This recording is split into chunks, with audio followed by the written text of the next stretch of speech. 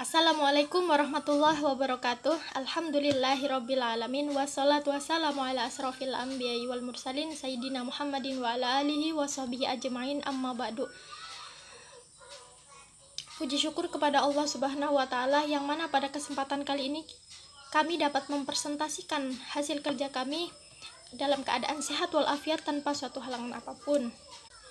Kedua kalinya sholawat serta salam tetap tercurahkan kepada baginda Rasulullah Shallallahu Alaihi Wasallam, yang mana beliaulah yang membawa kita dari zaman kegelapan menuju zaman yang terang benderang, yakni dengan ajaran agama Islam. Baik, pada kesempatan kali ini kami akan mempresentasikan hasil kerja kami mengenai materi yang berjudul Tauhid. Untuk itu, sebelumnya kami akan memperkenalkan diri kami terlebih dahulu. Perkenalkan, nama saya Sifaur Rahma sebagai moderator dan pemateri pertama. Adapun David Wahyu Akbar sebagai pemateri kedua, dan ada Rian Yusdianto sebagai pembacaan kesimpulan. Baik, untuk mempersingkat waktu, kita lanjut pada pemateri pertama yang akan disampaikan oleh saya sendiri. Baik, Tauhid. Tauhid itu adalah salah satu landasan yang harus dimiliki oleh setiap orang yang beriman. Tauhid dalam arti mengesahkan Allah. Allah itu zat yang satu. Banyak sekali di dalam Al-Quran mengenai ayat-ayat tentang Tauhid. Ada 4 yang kami contohkan. Untuk mempersingkat waktu, kami akan membacakan satu saja, yakni terdapat di dalam surah Al-Kahfi ayat 110 yang berbunyi, Bismillahirrahmanirrahim.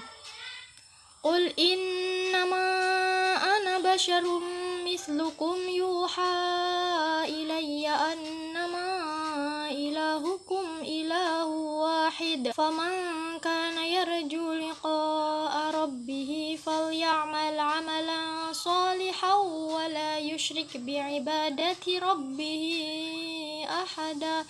Shadaqallahul adzim. Yang artinya, katakanlah, sesungguhnya aku ini manusia biasa seperti kamu, yang diwahyukan kepadaku bahwa sesungguhnya Tuhan kamu itu adalah Tuhan yang esa.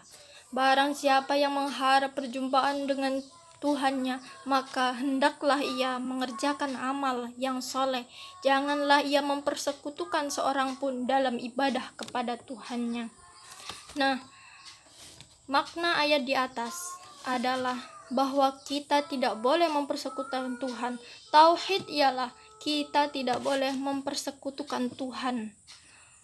Dan barang siapa yang mengharap perjumpaan dengan Tuhannya, hendaklah ia mengerjakan amal soleh seperti sholat, zakat, puasa, dan lain sebagainya.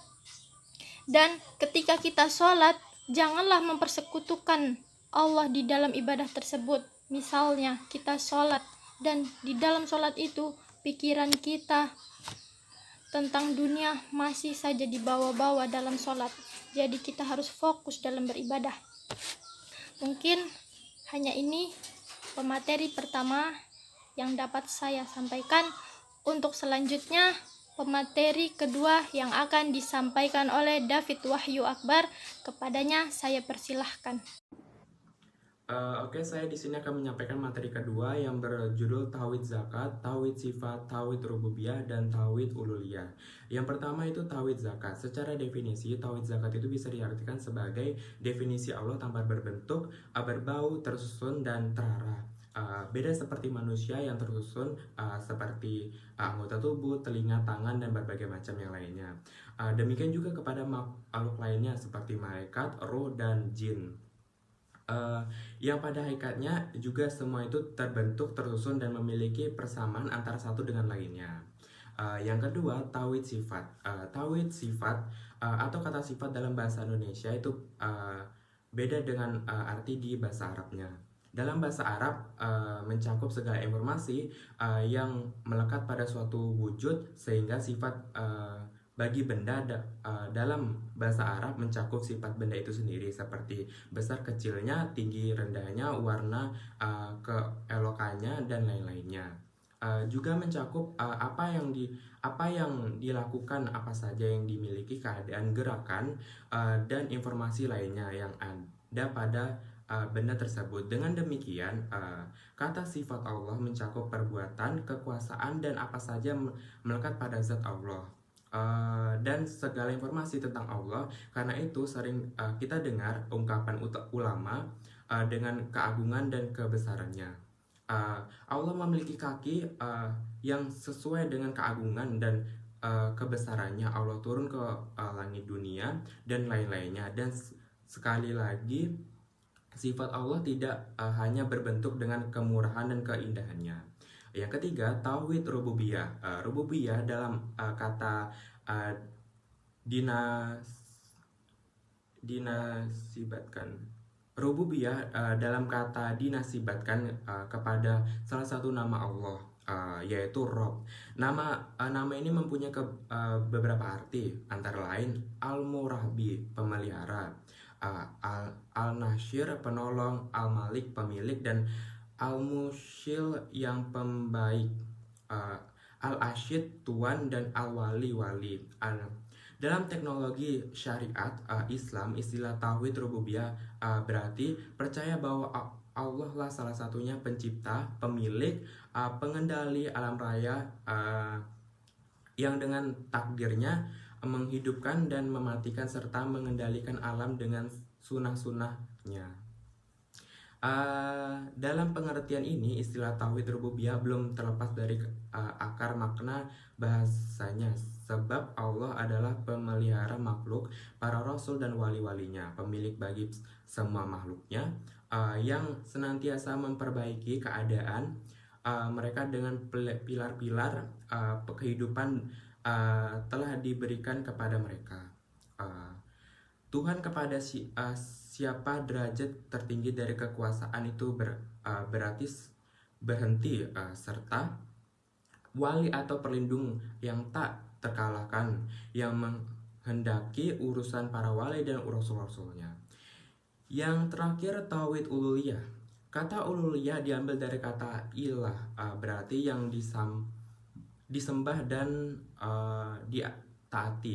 Kata ini digunakan untuk menyebut sembahan yang hak dan batil. Terima kasih kepada David Wahyu Akbar yang telah menyampaikan materi yang disampaikan. Selanjutnya kita masuk kepada sesi terakhir, pembacaan kesimpulan yang akan dibacakan oleh Rian Yusdianto. Kepadanya saya persilahkan. Assalamualaikum warahmatullahi wabarakatuh. Perkenalkan, nama saya Rian Yusdianto, kelas Perbankan Syariah 2D dengan NIM 1200754. Saya dari kelompok 4 akan menjelaskan tentang kesimpulan makalah tauhid. Yang pertama adalah dalil Al-Quran dan dalil hadis. Pertama adalah dalil Al-Quran. Al-Quran ada banyak ayat-ayat yang membahas tentang tauhid, yaitu diantaranya ada 4. Yang pertama, surah Al-Taubah ayat 129, Quran surah Al-Ibrahim ayat 52, dan surah Al-Kahfi ayat 110 yang dibacakan oleh Syifa Rahmah. Dan kemudian Quran surah Al-Qasas ayat 88. Yang kedua adalah hadis. Hadis di sini terdiri atas 3 macam, yaitu hadis takut terhadap syirik, kedua hadis penyesalan manusia akibat menolak tauhid, dan yang ketiga adalah hadis terhadap tauhid yang memberatkan timbangan. Yang kedua, penjelasan tentang tauhid itu adalah tauhid zat, tauhid sifat, tauhid rububiyah, dan tauhid uluhiyah. Pertama ada tauhid zat. Tauhid zat bisa diartikan sebagai wujud Allah tanpa berbentuk, warna, tersusun, terarah, terbeban, dan tindaklah. sama seperti manusia. Yang kedua adalah tauhid sifat. Tauhid sifat dalam bahasa Arab mencakup segala informasi yang melekat pada suatu yang berwujud. Yang ketiga, tauhid rububiyah. Tauhid rububiyah berarti percaya bahwa Allah lah satu-satunya pencipta, pemilik, pengendali alam raya, yang dengan takdirnya ia menghidupkan dan mematikan serta mengendalikan alam dengan sunnah-sunnahnya. Yang keempat adalah tauhid uluhiyah, yaitu mengesahkan Allah dalam ibadah dan ketaatan. Yang ketiga penyelesaian dari makalah tauhid yaitu adalah tauhidullah. Yang pertama adalah makna la ilaha illallah, yaitu tiada Tuhan yang hak kecuali Allah, tiada Tuhan yang berhak disembah dengan sebenar-benarnya kecuali Allah. Kedua, ma'rifatullah. Ma'rifatullah itu berarti mengenalkan Allah Subhanahu wa taala, bukanlah mengenali zat Allah. Yang ketiga, muraqabah, yang artinya merasa selalu diawasi oleh Allah, sehingga dengan kesadaran ini mendorong manusia senantiasa rajin melaksanakan perintah dan menjauhi semua larangannya. Sekian dari saya. Assalamualaikum warahmatullahi wabarakatuh. Saya kembalikan lagi ke si Pak Urahmah. Demikian tadi presentasi yang dapat kami sampaikan. Kurang lebihnya kami mohon maaf yang sebesar-besarnya. Kami akhiri wabillahi taufiq wal hidayah. Wassalamualaikum warahmatullahi wabarakatuh.